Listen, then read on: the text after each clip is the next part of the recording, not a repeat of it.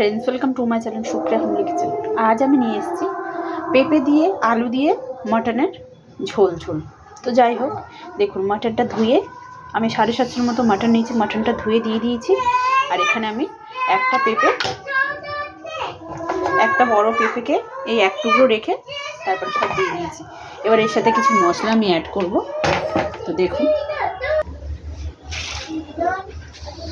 লবঙ্গ, এলাচ, দালচিনির টুকরো, দুটো তেজপাতা,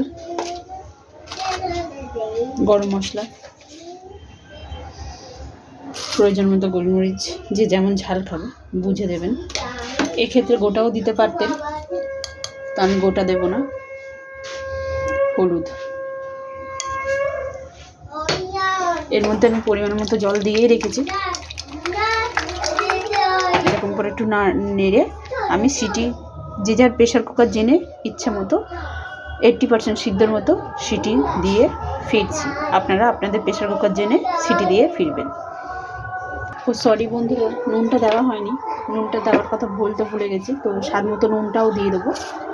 দেখুন, এবার সিটি দিয়ে ফিরছি।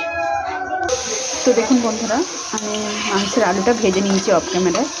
তো এবার আলুটা মোটামুটি ভাজা হয়ে গেছে, নুন কিছু দিইনি, নুন হলুদ কিছু দিইনি। এবার এটা তুলে নেবো, তুলে নিয়ে ফিরছি। তো আমি একবারে তেল দিয়েছিলাম, সর্ষের তেল। তো আমি আর তেল দেবো না। এবার আমি দুটো মিডিয়াম সাইজের পেঁয়াজ দিয়ে দিলাম।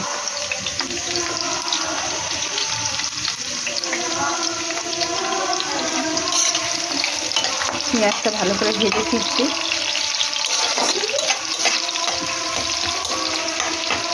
গ্যাসটা ধরে দেবো, পেঁয়াজটা বাদামি কালার করে ফিরছি।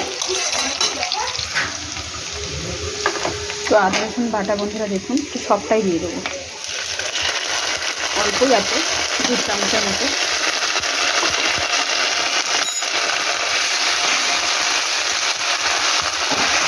এখন ঠিকঠাককে টমেটোটা দিয়ে দিলাম, দুটো ছোটো সাইজ টমেটো কেটে রেখেছিলাম, সেটা দিয়ে দিলাম। পরে ফিরছি। এবার একটু জল দিয়ে দেবো, বাকিটা জল দিয়ে দেবো। এটাকে কষিয়ে ফিরছি।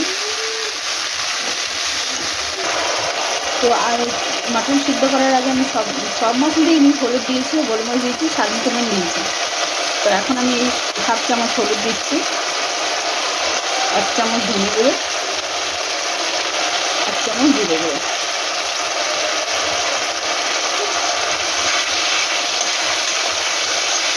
নুনটা গুঁড়ো বুঝে দেবো। এটাকে কষিয়ে ফিরছি ভালো করে।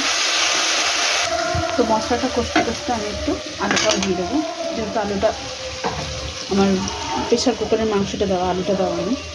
আলুর মতো একটু সামান্য নুন দেবো।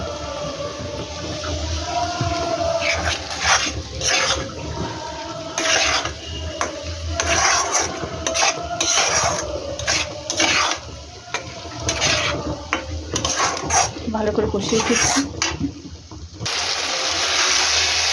এখন মশলা থেকে তেল ছেড়ে গেছে, আর একটু কষবো। আর এখানে দেখুন আমার মাটন 80% সিদ্ধ হয়ে গেছে। এবার আমি মাটনটা এর মধ্যে দিয়ে দেবো, দিয়ে হালকাভাবে কষতে থাকবো। এদিকে মশলার গন্ধ সব চলে গেছে।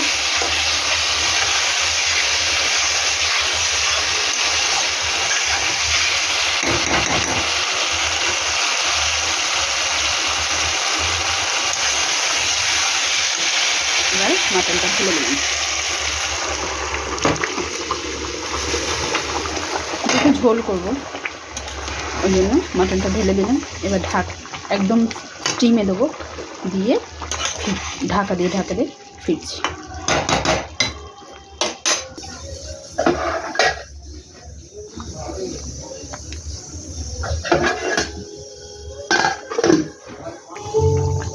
স্বাদ ব্যালেন্স করার জন্য একটু চিনি দিয়ে দিলাম।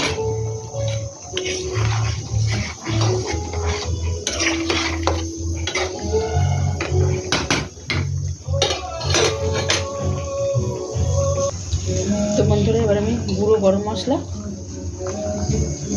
দেখুন 1/2 টিস্পুন গুঁড়ো গরম মশলা, আর একটু 1 চামচের মতো ঘি দিয়ে দিলাম, দিয়ে ঢাকা দেবো, পরে ফিরছি।